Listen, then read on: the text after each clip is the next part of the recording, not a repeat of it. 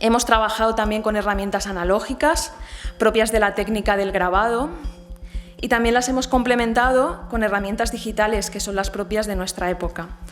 Lo que sí hemos tenido siempre muy presente es que queríamos tratar en todo momento de que la propuesta tuviera esa calidez, esa fuerza y ese carácter pictórico que tiene el referente original.